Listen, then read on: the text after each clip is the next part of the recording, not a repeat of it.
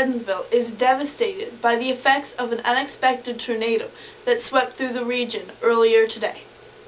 At 4 o'clock this afternoon, a tornado hit Bredensville, Ontario, ripping away houses, sheds, and anything that was in its path. Tornado survivor Bill Parker says that although the town residents noticed dark clouds approaching, they thought it was just a storm. Caught by surprise, the town had little time to escape, and many of them did not get under cover. Soon after the tornado hit Bredensville, it slowed down and died out. The tornado caused 9 severe injuries, as well as thousands of dollars in damage. Many properties and homes have been destroyed.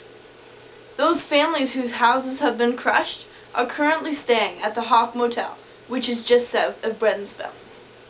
To get a closer look at what happened, let's join reporter Heather Abbott at the Hawk Motel to talk to some of the Bredensville residents.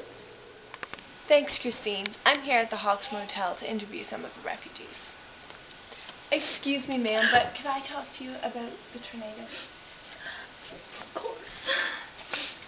So, when did you first notice the tornado coming into town? Well, I was just in my garden, taking care of my roses.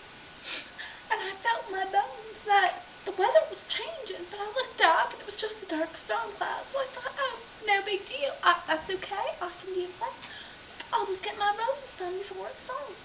But then, as I continued in my garden later on, I looked up and I saw the tornado, and I tried to rush around, tell my neighbors, and get safe myself, but there just wasn't time.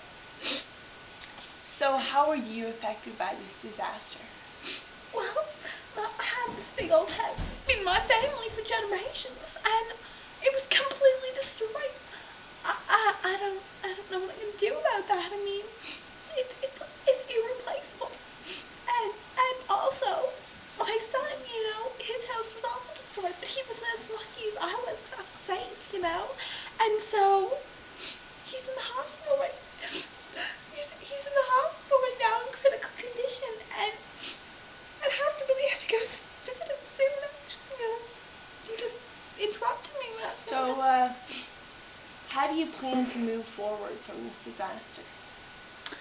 Well, I think what we really need to do is bond together as a community, and I think we need to realize that could have been a lot worse than it actually was, and I think, the most important thing to do right now is just accept what happened and move on. Yes, we do have a lot to be thankful for. Thanks for your time, and I'll let you get to the hospital to visit your son. Mandy Alcove isn't the only person that suffered from this disaster. Many others have similar stories. If you would like to help clean up or maybe give a donation, please call 519-335-2908. Well, folks, there you have it. This is Christine Peterson reporting for CBC News. Thank you, and good night.